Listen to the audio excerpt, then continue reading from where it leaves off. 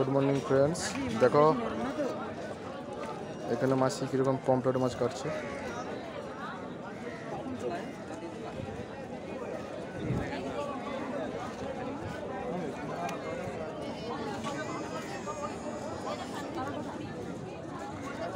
পাশে মাসি কি মাছ বের করে রাখছে।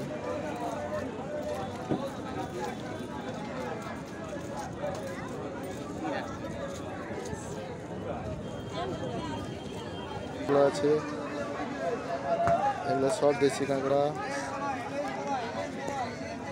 সব পমফ্রেট মাছ। দাদাগুলো কী রেট চলছে? 400 টাকা।